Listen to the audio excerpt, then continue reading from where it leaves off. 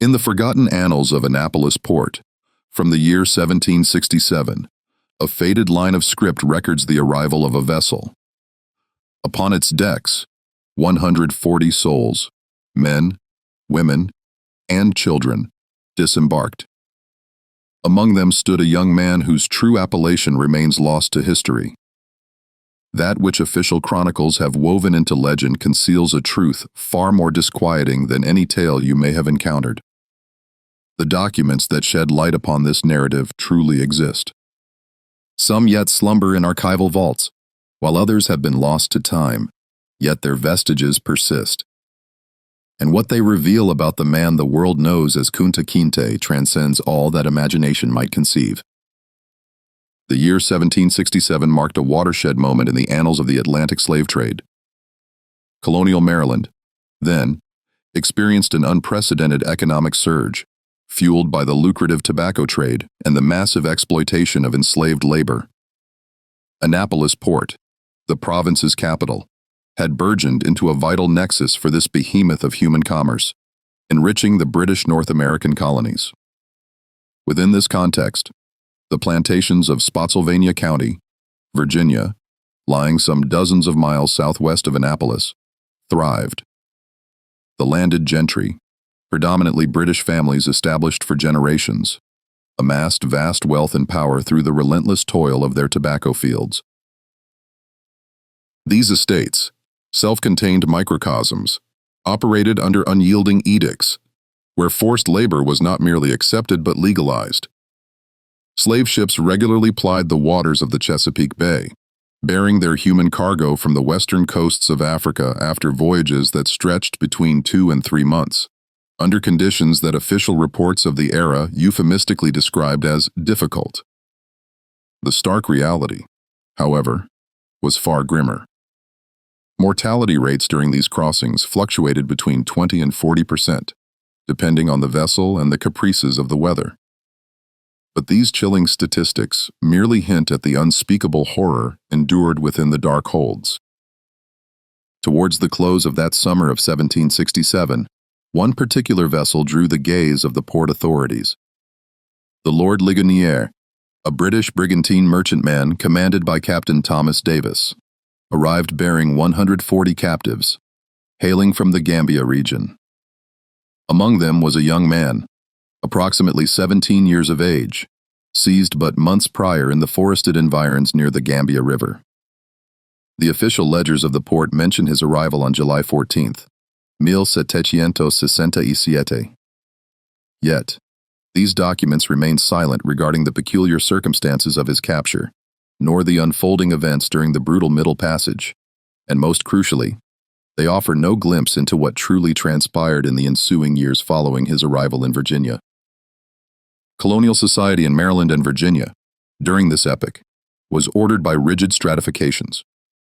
At its apex resided the great planters, masters of vast domains and owners of dozens, sometimes hundreds, of enslaved persons. Below them came the middling planters, then the small white farmers, artisans, and indentured servants. And at the social pyramid's base, bereft of all rights and humanity in the eyes of the law, were the enslaved men and women whose numbers swelled incessantly. This society was further defined by systemic, daily brutality. Corporal chastisement was the accepted norm, used to maintain order and discipline on the plantations. Attempts at flight were harshly quelled. Advertisements for the capture of runaway slaves filled the local gazettes, meticulously detailing the scars and marks upon their bodies, a silent testament to the punishments endured. Within this crucible of existence, the unfolding narrative begins, a tale commencing in the forests of Gambia and extending through decades on the Virginia plantations, touching generations and leaving echoes in the archives that, even now, can be discerned by those who know where to seek them. The young man disembarked from the Lord Ligonier in July 1767, only to be sold the very next day at an auction held on the Annapolis docks. The sales registers, preserved within Maryland's archives, record his purchase by one John Waller, a planter from Spotsylvania County, of a black man approximately 17 years of age, in stout health, for the sum of 155 sterling pounds. This substantial price attested to the captive's seemingly excellent physical condition. What these registers fail to mention, however, is the fierce defiance exhibited by this young man from the earliest moments of his captivity. Oral traditions, later gathered from descendants of enslaved people on the Waller plantation, recount that he had to be kept in chains for several weeks following his arrival. So persistent were his attempts to escape at every opportunity. This unyielding resolve both intrigued and alarmed the plantation overseers. His new owner chose to name him Toby, thereby endeavoring to erase all vestiges of his former identity. But the young man refused this name. He refused to obey, refused to accept his subjugation. Such an attitude was perilous in a society where the slightest hint of rebellion could lead to death. The initial weeks were marked by a series of chastisements. The Waller plantation archives, though fragmentary, speak of disciplinary difficulties with the newly acquired slave in July, a euphemism cloaking a brutal truth. The scars upon his back, noted in later physical descriptions, bore silent witness to the violence of his corrections. Yet, what renders this tale particularly disquieting is not so much the violence itself, sadly commonplace in that era, but rather what truly unfolded in the subsequent months. For, according to several contradictory testimonies unearthed in private correspondences between members of the Waller family, something strange began to stir on the plantation in the autumn of 1767. A first intimation of these stirrings appeared in a letter dated September 23, 1767, penned by Elizabeth Waller, John Waller's wife, to her sister residing in Pennsylvania. In it, she spoke of unusual disturbances among the enslaved people of the plantation, and alluded to a recently acquired young man who seemed to exert a disquieting influence over the others. She added that her husband contemplated measures, yet without specifying their nature. A second document, a report from an overseer named Thomas Jefferson, no relation to the future president, dated October 8, 1767, detailed an attempted flight involving several enslaved individuals. This report indicated that the young man called Toby spearheaded this endeavor, and that he was recaptured after days spent fleeing through the surrounding forests. The punishment that followed this attempt is documented with chilling exactitude in the archives. The plantation ledger bears a laconic entry. October 8, 1767, Slave Toby, chastisement for flight. 50 lashes, iron on right foot. This latter mention, iron on the right foot, refers to a common practice of the era, the partial amputation of the foot to deter any future escapes. Yet, the documents suggest that something more complex, more somber, transpired that day. A letter from Dr. William Reynolds, a physician summoned to the plantation to supervise the chastisement, contains an enigmatic passage. Addressed to a colleague in Williamsburg, it notes, "I witnessed today a scene that shall long haunt my days." The young man in question displayed a fortitude of spirit I have never before observed. Even under the blade, he refused to cry out, and his gaze held something I cannot describe. A promise, perhaps, or a curse.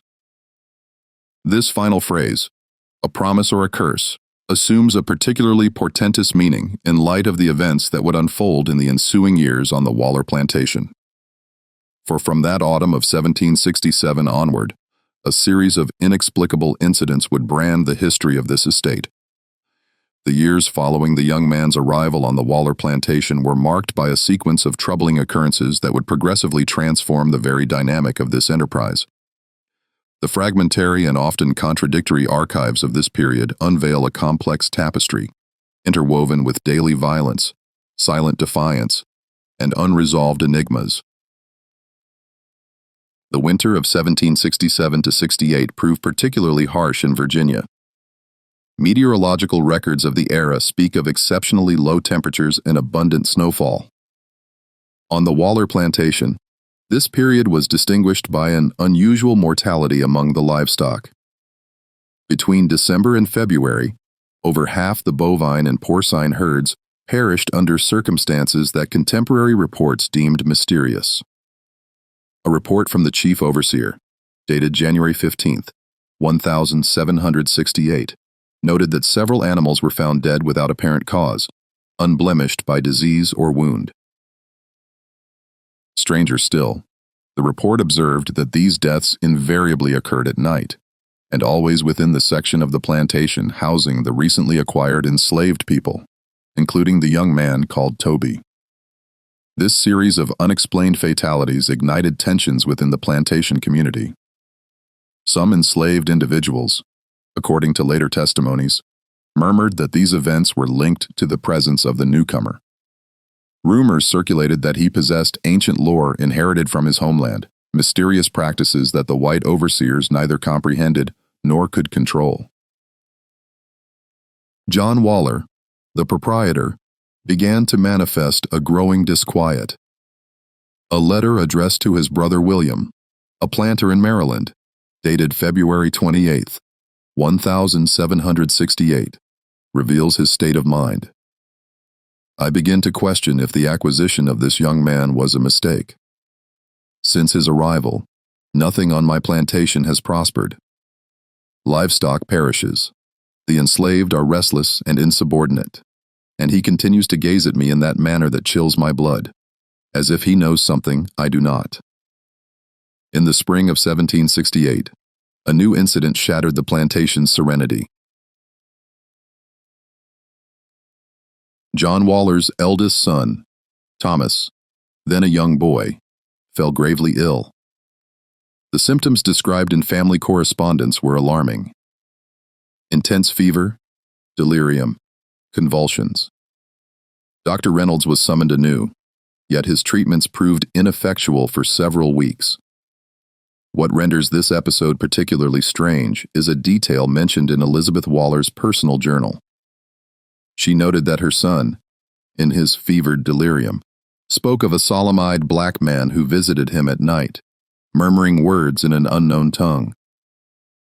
When pressed to describe this man, the child provided a description that corresponded precisely to the young enslaved man called Toby. Interrogated, Toby adamantly denied ever approaching the master's house. Overseers confirmed that he was chained each night in the slave quarters, rendering any nocturnal visit to the main dwelling impossible. Yet, the child insisted the man he saw bore the same visible scars on his back and arms, the same distinctive, limping gait owing to his foot injury.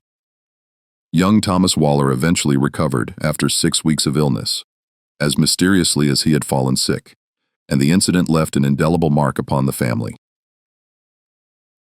Elizabeth Waller recorded in her journal on May 22, 1768, "My son is restored to health. Praised be God, but he is no longer the same. He now refuses to eat the meat served at our table, claiming it possesses an unsettling taste. And each night, he startles awake, crying that he hears distant drums. Yet, we hear nothing." This mention of drums is particularly intriguing. Several other documents from neighboring plantations of the era report inexplicable nocturnal disturbances during this period. A report from the county sheriff, dated June 3, 1768, notes complaints from several planters concerning drum rhythms heard at night, seemingly emanating from the surrounding forests. Patrols were organized to locate the elusive source of these sounds, but they invariably found nothing. Concurrent with these mysterious events, the young man's plight on the plantation took a peculiar turn. Despite the mutilation of his foot, which caused him a perpetual limp, he proved to be a worker of uncommon efficacy in the tobacco fields.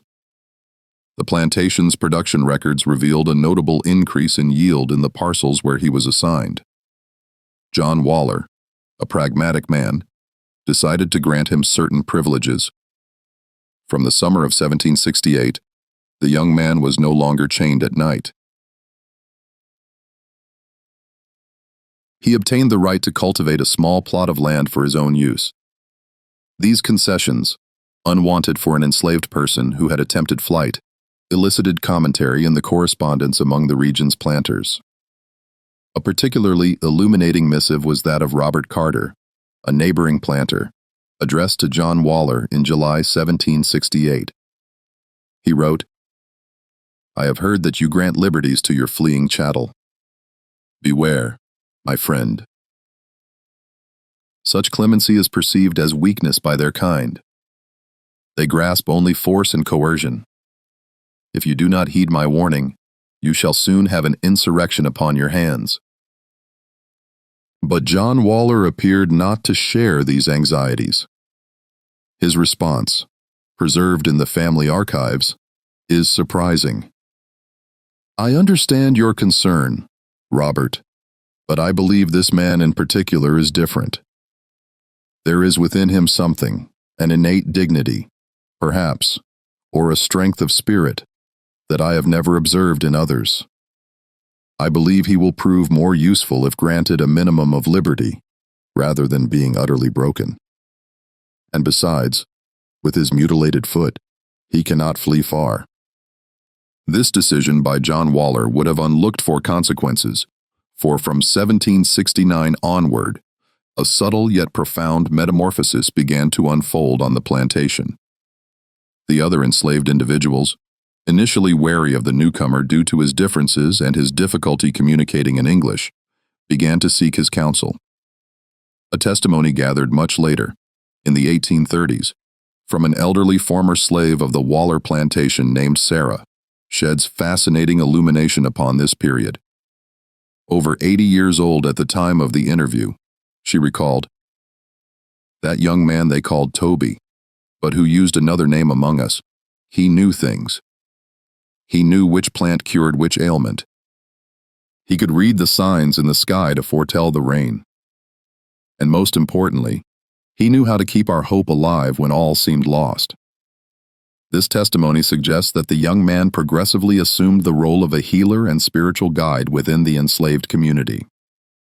This function, far from being inconsequential, represented a form of power and moral authority in a world where enslaved people were officially dispossessed of all agency. The year 1770 marked a pivotal juncture in the history of the Waller plantation. It was the year John Waller made a decision that would alter the destiny of the young man called Toby. He resolved to entrust him with the responsibility of driving the wagon that would convey the tobacco harvest to the nearest port. This was a position requiring singular trust, for it necessitated venturing beyond the plantation's bounds and interacting with other individuals. This decision astonished the region's planter community. To bestow such responsibility upon an enslaved person who had previously attempted flight was considered imprudent, even perilous. Yet, John Waller seemed convinced of his choice. In a letter to his brother, he explained, "His mutilated foot prevents him from running. And I believe he has understood that escape is impossible. He has accepted his condition and resigned himself to doing his best within his situation." But John Waller was deceived. The young man had not accepted. He had not relinquished his spirit. He had simply learned strategic patience, and his regular journeys to the port would offer him an invaluable boon: intelligence regarding the outside world, contacts with enslaved people from other plantations, a burgeoning knowledge of the region's geography. It was during one of these journeys, in the autumn of 1770, that he made a chance encounter that would change his life. In the archives of the Fredericksburg Baptist Church, a vestige remains of a marriage solemnized on November 15th, 1770, between Toby, an enslaved man of John Waller, and Belle, an enslaved woman from the Reynolds property. This union, though utterly devoid of legal standing under Virginian law of the era, was nonetheless recognized by the enslaved community and sanctified by an itinerant black preacher. Belle, a young woman of some 20 years, was born in Virginia to enslaved parents.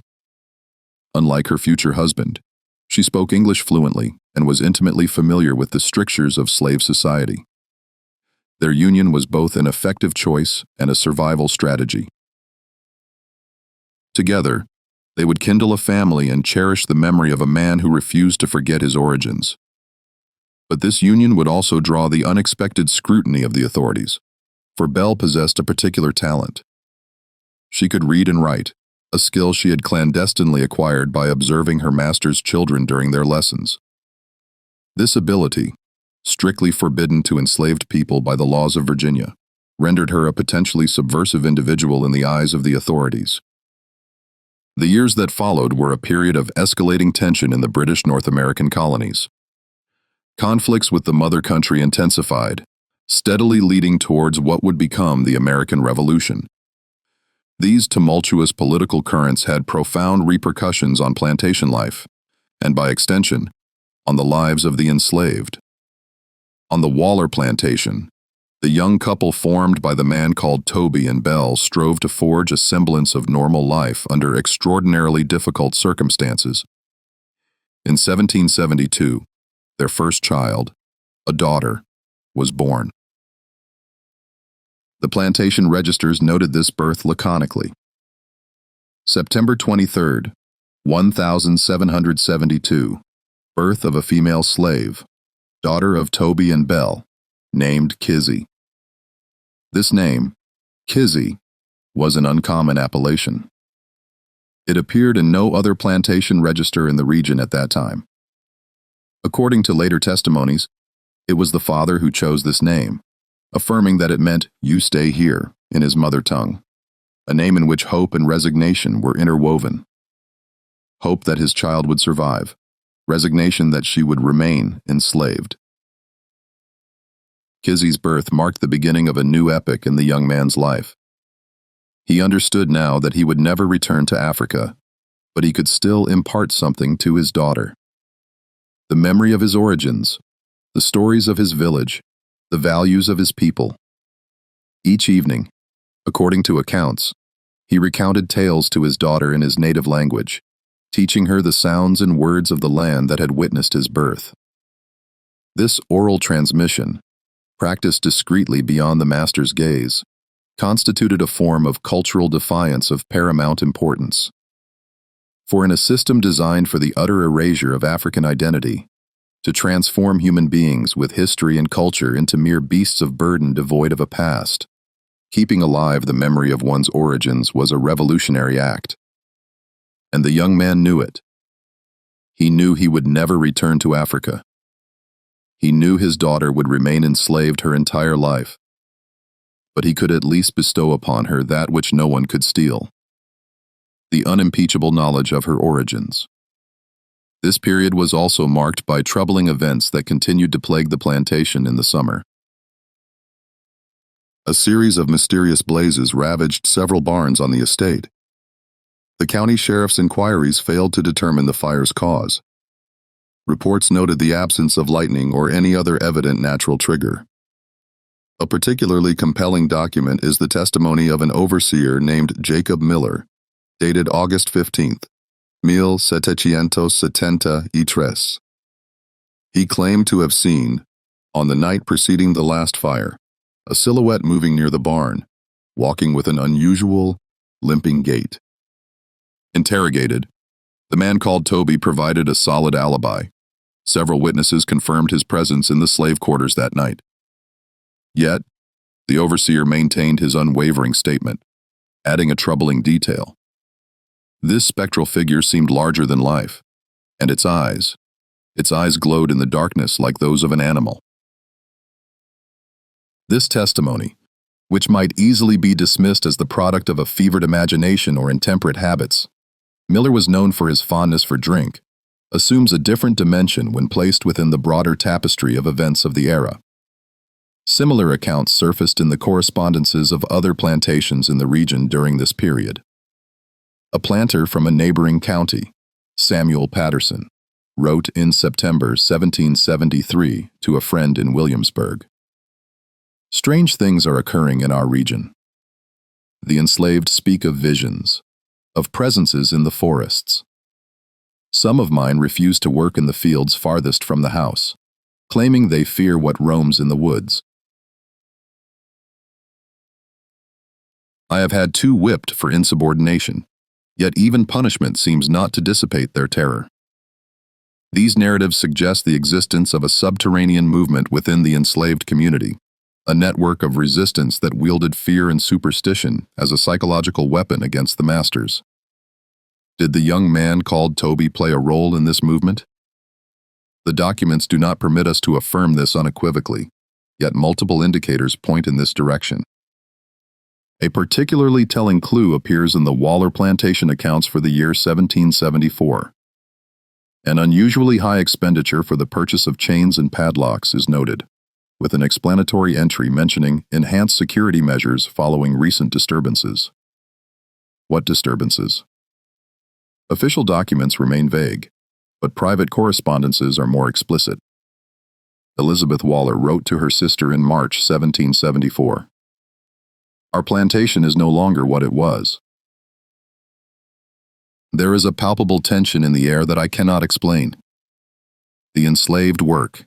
They obey orders. But in their gaze, there is something new, a kind of patience, as if they await something. And this Toby, with his limp and his silence, seems to be at the center of it all, yet without ever committing a reprehensible deed. This perception of a latent expectation, of simmering tension, is all the more interesting as it coincided with a period of momentous political upheaval. In September 1774, the First Continental Congress convened in Philadelphia, marking a significant step towards the colony's independence. These events were observed with attention by the planters, but also, less obviously, by the enslaved.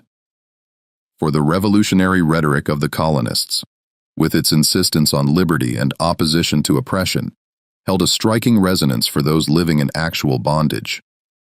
Several historians have documented how enslaved people of this era perceived and sometimes cleverly exploited the tensions between the colonies and Great Britain in attempts to secure their freedom. On the Waller plantation, this period was marked by a new attempted flight.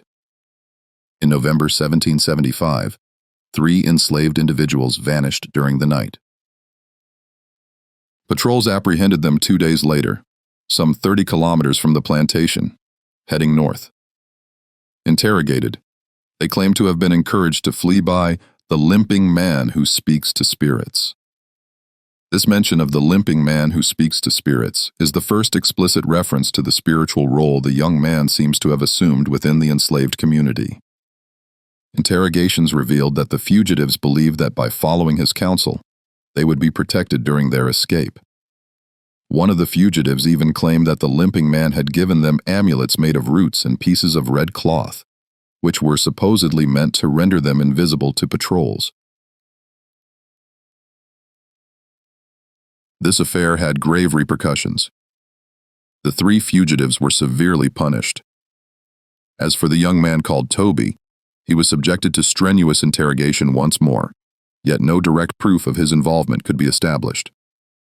He unequivocally denied encouraging the flight, maintaining that if enslaved people sought his counsel, it was solely on matters of health or herbal remedies. John Waller faced a perilous dilemma.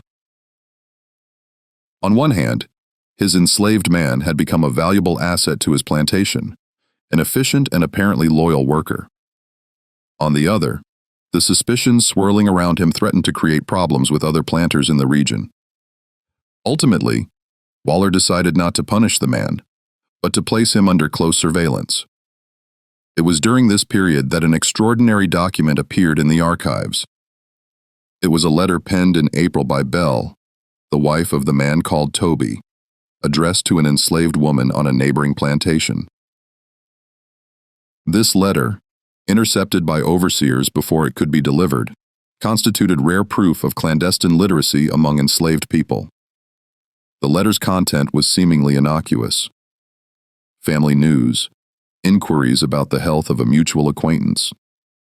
But a careful reading revealed coded passages. Belle, for example, mentioned the tree where moss grows on the north side and the creek that sings thrice, expressions that, according to specialists in the history of the Underground Railroad, could have been geographical markers intended to guide potential fugitives. The discovery of this letter caused a scandal.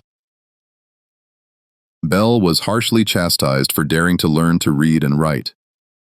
Her husband, though no direct evidence established his complicity, also suffered the consequences. John Waller, under pressure from other planters, tightened living conditions on his plantation. Previously granted privileges were revoked. Surveillance was intensified. But paradoxically, these repressive measures only served to strengthen the young man's standing within the enslaved community. He became a symbol of defiance, a man who, despite physical mutilation and constant oppression, refused to be utterly subjugated. Stories about him multiplied, embellished and transmuted by oral tradition. The year 1776 marked a turning point in the history of the American colonies with the Declaration of Independence. But for the enslaved people of Virginia, this proclamation of liberty carried a bitter tang. For while the colonists fought for their freedom against what they considered British oppression, they continued to keep hundreds of thousands of human beings in chains on their own territory. This glaring contradiction did not escape the young man called Toby. According to later testimonies, he asked his literate wife to explain the words of this Declaration of Independence to him. "All men are created equal," the document proclaimed. Bell translated these words for him, and the silence that followed was long and heavy with meaning. The ensuing War of Independence would profoundly disrupt plantation life. Able-bodied men were pressed into service for the Continental Army. Harvests were seized to feed the troops. The region's economy was thrown into disarray. In this chaos, the enslaved saw an opportune moment. Many attempted to flee towards British lines, drawn by the proclamations of Virginia's British governor, promising freedom to any slave who would join the Loyalist forces. On the Waller plantation, tension escalated. John Waller was mobilized into the local militia, leaving the management of the plantation to his wife and overseers. This absence of strong male authority was perceived by some enslaved people as a chance to attempt a new flight. In September 1777, a new collective escape attempt was organized. This time, 7 enslaved individuals vanished during the night, taking provisions and tools with them. Patrols were mobilized, but the fugitives seemed to have disappeared without a trace. What makes this escape particularly interesting is that this time, the man called Toby was conspicuous by his absence among the fugitives. He remained on the plantation with his wife and daughter. Yet, the subsequent interrogations revealed that the fugitives had consulted the limping man before their departure. One of the enslaved people who remained on the plantation under duress eventually confessed that the young man had drawn a map in the dirt, indicating the path to British lands. This revelation provoked Elizabeth Waller's fury. For the first time, she seriously considered selling the vexing slave. But the dire straits of wartime rendered such a transaction difficult. Moreover, with her husband absent and hands scarce for field labor, she could not afford to part with such an efficient, albeit suspicious, worker. The solution she devised was draconian. The man was thenceforth chained each night to a ring bolted into the wall of his cabin. His movements during the day were vigilantly monitored. He was no longer permitted to leave the plantation for any reason. These measures, though dire, at least had the merit of deflecting any direct suspicion of his participation in future escape attempts. But events took an even more sinister turn in the winter of 1778. Several cases of mysterious maladies struck the plantation. The symptoms were uniform: high fever, intense joint pain, a skin rash. Dr. Reynolds, now well past 60 and whose own health was also declining, could offer only a grim diagnosis: consumption, what would later be known as tuberculosis. But something in the disease's pattern of propagation intrigued him. In his medical journal, Preserved in the archives of the Virginia Historical Society, Reynolds noted, "The distribution of cases is unusual. The illness strikes selectively. 3 out of 4 overseers are afflicted, as are 2 house servants from the main dwelling. But among the field slaves, only those who testified against their comrades during the recent escape attempts are sick. The others, including those living in the same cabins as the ill, remain in perfect health." This selectivity defied all medical logic. This troubling observation led to grave suspicions. Several voices rose to accuse the young man and his wife of having poisoned the wells or the victuals. Searches were organized in their cabin. Indeed, pouches containing various dried herbs and roots were found. Interrogated, the man explained that these were remedies to cure common ailments, knowledge he had brought from his homeland. Dr. Reynolds examined these substances. He identified certain known medicinal plants: willow bark for fevers, valerian root for insomnia. But other plants were unknown to him. He collected samples for later analysis. His notes indicate, "These substances appear to be remedies rather than poisons. Nevertheless, the border between remedy and venom is often a question of dosage. Without conclusive evidence, no punishment was administered. But the incident solidified the man's reputation as a possessor of mysterious and potentially perilous knowledge." Overseers now avoided provoking his ire. The other enslaved people consulted him even more frequently for their ailments. The spring of 1779 added a new strand to the mystery. A traveler, an itinerant merchant named Joshua Martin, stopped at the Waller plantation to sell his wares. This man held the singular distinction of having journeyed to West Africa before the war. During a conversation with Elizabeth Waller, he mentioned having visited the Gambia region and learned a few words of the Manding language. Compelled by curiosity, Elizabeth asked this traveler if he could communicate with her enslaved man called Toby. The subsequent encounter is documented in a letter Elizabeth penned to her sister a few days later. She described the scene. "Mr. Martin addressed the slave in his tongue. The effect was immediate and arresting. For the first time since his arrival on our plantation, I saw this man weep.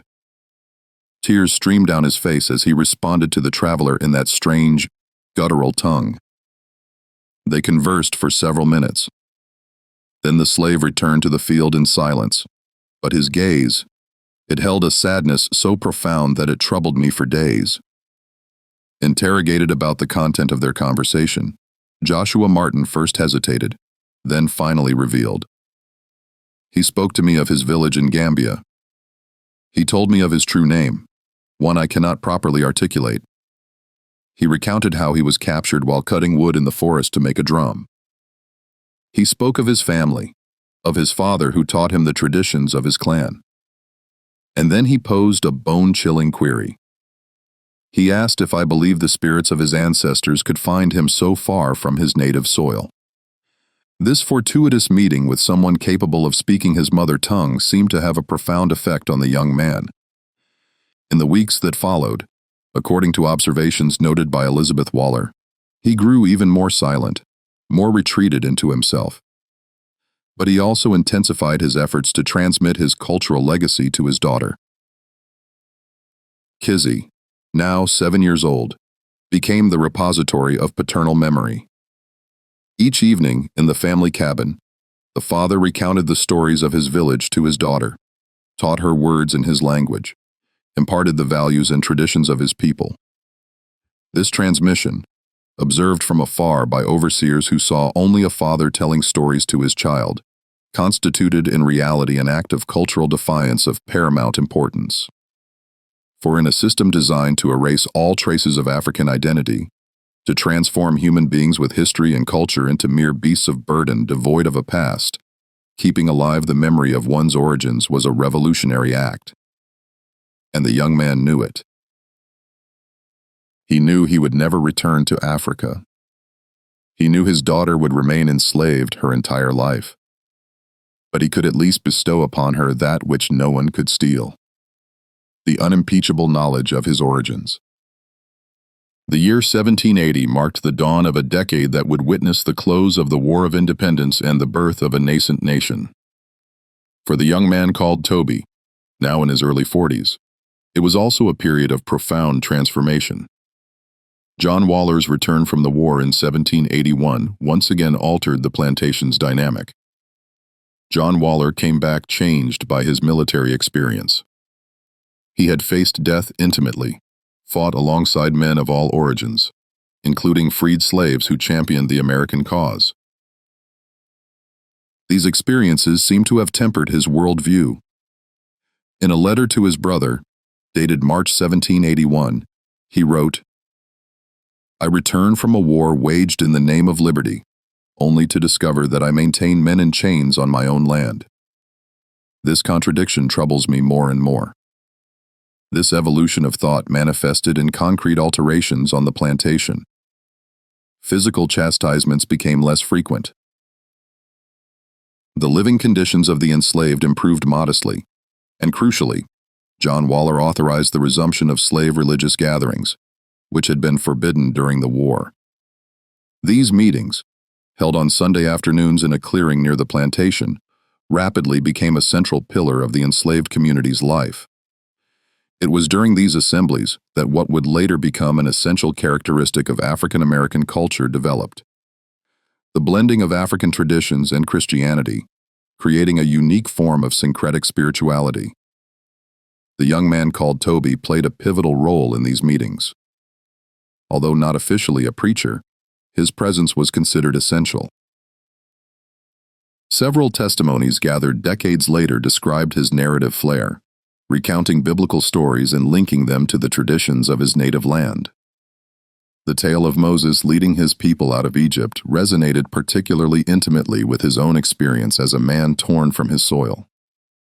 But these meetings also served as an occasion for the exchange of information among enslaved people from different plantations. News circulated, counsel was shared, escape plans were discreetly discussed. Overseers, observing these gatherings from afar, did not always grasp what was truly conveyed beneath the veiled discourse and seemingly guileless hymns. It was during this period, in 1783, that an event occurred that would shatter the fragile equilibrium of the Waller plantation. John Waller fell gravely ill. The symptoms were alarming: persistent fever, dry cough, rapid weight loss. Dr. Reynolds, now well past 60 and whose own health was also declining, could offer only a dismal prognosis: consumption, what would later be known as tuberculosis. Faced with the master's illness, an extraordinary turn of events transpired. It was Belle, the wife of the man called Toby, who offered her services. She affirmed that her husband knew of remedies that might help. Elizabeth Waller, desperate, accepted despite her reluctance. What ensued is fragmentarily documented in the correspondences of the era. The young man prepared a series of herbal decoctions. He administered his remedies to John Waller for several weeks. Against all expectations, the patient's condition gradually improved. After 2 months of treatment, John Waller was once again capable of leaving his bed and resuming certain activities. This episode had significant consequences. John Waller's gratitude toward his enslaved man manifested in a series of unprecedented concessions. The man was no longer chained at night. He obtained the right to cultivate a greater plot of land for his family. And, most importantly, John Waller solemnly promised that his daughter, Kizzy, would never be sold and would remain on the family plantation. This promise, though legally void and capable of being broken at any moment, nevertheless represented something precious to the young man. It was a form of security, however precarious, for his daughter. But the 1790s brought new trials. Kizzy, having bloomed into young womanhood, now served as a domestic in the main house. Her beauty and intelligence did not escape the attention of Thomas Waller, John's eldest son, now a young man of 25. The laws and customs of the era offered no protection to enslaved women from the advances of their masters. It is at this juncture that historical documents reveal a particularly poignantly disturbing episode. In November, Kizzy abruptly vanished from the Waller plantation. The registers indicate she had been sold to a certain Tom Lee, a cockfight owner from Caswell County, North Carolina, for the sum of 400 sterling pounds. This sudden sale, which shattered the promise made by John Waller, is documented in a heartbreaking letter penned by Elizabeth Waller to her sister. In it, she explained, "We were compelled to part with the negress Kizzy under circumstances I cannot commit to paper. My son Thomas, there was a situation we could not tolerate. John made the decision to sell her, despite his prior promise. The father, Toby, implored on bended knee that his daughter be spared. It was a wrenching scene, but the decision had been made. The exact nature of the situation we could not tolerate remains unstated. But several clues in other documents suggest Kizzy may have been accused of aiding an enslaved person to flee, possibly a young man she frequented.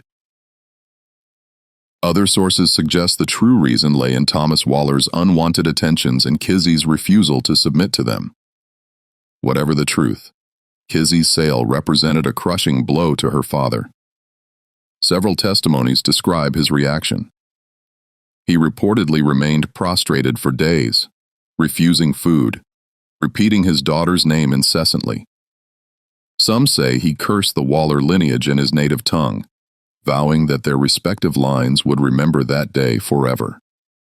This forced sundering, which broke a family and sent a young woman towards a precarious fate, illustrates with brutal clarity the reality of slavery.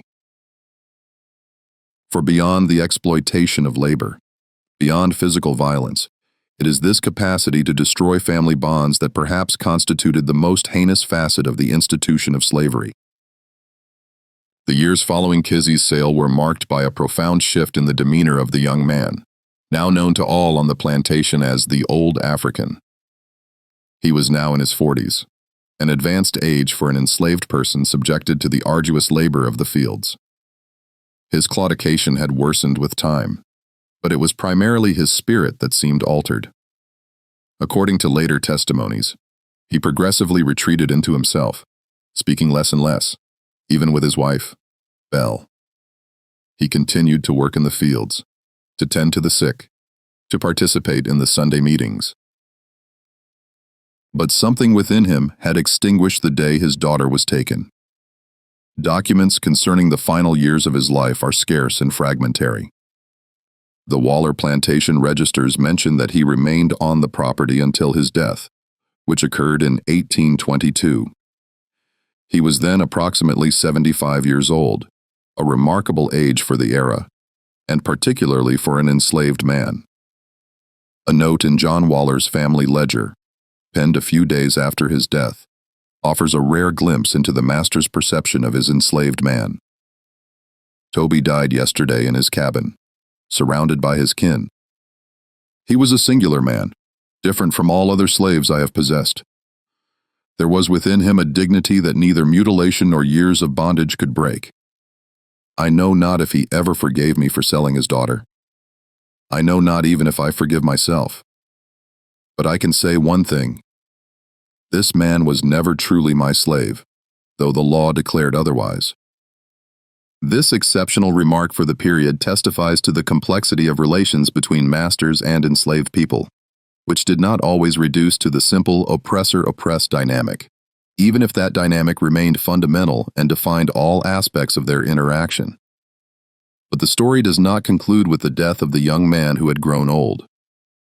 For what he transmitted to his daughter, Kizzy, before she was sold, would endure and propagate through generations. Kizzy, despite the unseen horrors she suffered in North Carolina, passed her father's stories to her son, and that son transmitted these stories to his own children, and so on, for 7 generations.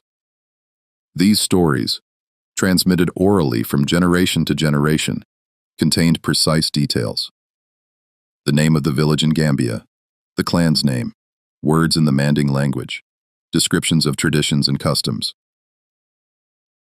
This extraordinary oral transmission, maintained for more than 2 centuries despite slavery, segregation, and all efforts to erase African memory, represents an act of immense cultural resistance. This oral tradition, in the 1960s, captured the attention of an African-American writer named Alex Haley. A descendant of Kizzy, Haley had grown up hearing these stories recounted by his grandmother. Intrigued, he embarked on research to verify their historical veracity. These investigations led him to Gambia, to British Maritime Archives, and to the plantation registers of Virginia. What Haley discovered was both disquieting and captivating. Certain elements of the family stories corresponded to verifiable historical facts. Others were more difficult to confirm.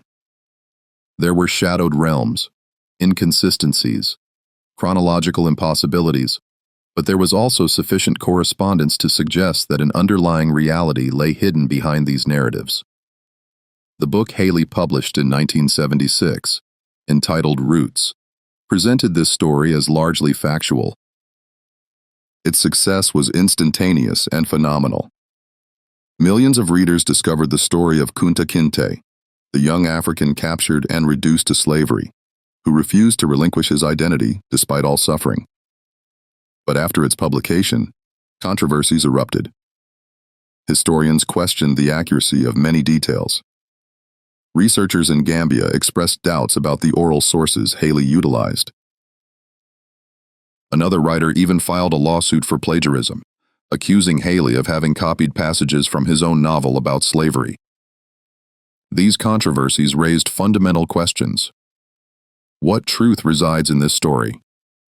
What belongs to the realm of fiction? And more importantly, does the distinction between fact and fiction truly matter when striving to convey a deeper truth about the experience of slavery? For beyond verifiable historical details, the story of Kunta Kinte, or of the man who may have served as his model, relates an essential narrative. It recounts the story of millions of Africans torn from their soil, divested of their identity, reduced to the state of merchandise. It tells of their resistance, sometimes fierce and spectacular, more often silent and quotidian. It speaks of their determination to maintain their humanity within a system designed to deny it. Historical archives confirm the existence of a slave ship, the Lord Ligonier, which indeed disembarked 140 captives in Annapolis in July 1767. They confirm the existence of the Waller family and their plantation in Virginia. They confirm the horrific practices of slavery, the mutilations to prevent escape, the forced sundering of families, the daily violence. Yet, archives cannot tell all. They cannot document the dreams of a young man chained in the hold of a slave ship, dreaming of his native land. They cannot record the whispered histories in the darkness of slave cabins, transmitting from generation to generation the memory of an idealized, yet unforgotten Africa. They cannot measure the strength of spirit required to survive under such conditions, while refusing to mentally accept one's subjugation. Today in Annapolis, a memorial stands as a tribute to Kunta Kinte and all Africans disembarked in that port. Millions visit this place each year. Many are descendants of enslaved people, come to seek a connection with their past. Others are simply people wishing to remember a dark chapter of human history. In Gambia, the village of Juffere has become a tourist site. Guides recount the story of Kunta Kinte to visitors as if it were an established fact. It matters little that historians have expressed doubts. For the villagers and for tourists who come from across the globe, the story is true because it represents a profound truth. This ambiguity between fact and fiction, between documented history and transmitted memory, lies at the heart of every attempt to reconstruct the past of slavery. For archives were written by the oppressors. Plantation registers reduce human beings to cold figures. So many pounds sterling for a man of such an age, so many lashes for a transgression, so many bushels of tobacco produced. These documents speak nothing of the real people, of their hopes, their fears, their defiance. Oral tradition, however, preserves what official archives neglected or deliberately erased. But oral tradition is also malleable, susceptible to embellishment, idealization, and errors of transmission. Discerning what is historically exact from what has been added or transformed over generations is a colossal challenge. So, what truly transpired? Was there genuinely a young man named Kunta Kinte, captured in Gambia in 1767, sold in Annapolis, who resisted his enslavement to the point of losing part of his foot, who transmitted his story to his daughter despite all attempts to erase his past? The evidence is sufficiently solid to render it possible. The evidence is sufficiently fragmentary to preclude certain affirmation. But in the end, perhaps the question is not whether Kunta Kinte existed exactly as described. The true question is how many young men and women lived similar stories. How many identities were erased?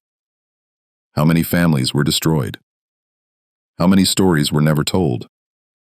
For every Kunta Kinte whose name has survived in collective memory, there were tens of thousands of others whose names were lost forever. For every story transmitted across 7 generations, there were millions of stories that faded with their protagonists. The story of Kunta Kinte, whether strictly factual or partially fictionalized, fulfills an essential function. It lends a name, a face, an individualized history to a historical phenomenon of such massive scale that it risks becoming abstract. It reminds us that behind the statistics of the slave trade, behind the 12 million Africans deported, there were individuals, each with a name, a history, a family, and dreams.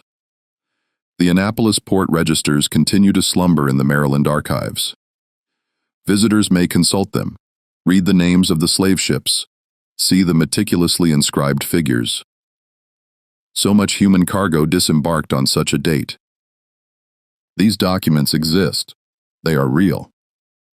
They bear eloquent testimony to an industry that lasted centuries and enriched entire nations. But what these documents cannot capture is the humanity of those who were reduced to merchandise. For that, we require stories like that of Kunta Kinte, stories that remind us that every line in those registers represented a person. Every figure was a human being torn from his land, his family, his life. And perhaps, ultimately, that is the true untold story of Kunta Kinte. Not the precise details of his capture or the exact name of his village, but the fact that his story, or something akin to it, was repeated millions of times, and that despite all efforts to erase these stories, they persist in memory, in oral tradition, in the genes of millions of descendants. The answers to these questions, like the precise details of the life of the man who may have inspired this legend, remain enveloped in the mists of time. Somewhere between the handwritten lines of yellowed registers and the whispered stories passed from generation to generation, a truth lies hidden. A truth that is perhaps greater and more important than any isolated historical fact. And this truth continues to resonate today, 2.5 centuries after that ship disembarked its human cargo in the port of Annapolis. It resonates in memorials, in books, in films, in conversations. It resonates because it reminds us of something we must never forget. That behind every historical statistic lie lives, sufferings, resistances, hopes. This is the true untold story of Kunta Kinte. Not the details of his life, which will always fade into partial obscurity, but the persistent importance of his memory in our collective consciousness. A memory that refuses to die, just as the man who inspired it refused to forget his origins, even in the face of slavery's deepest horrors.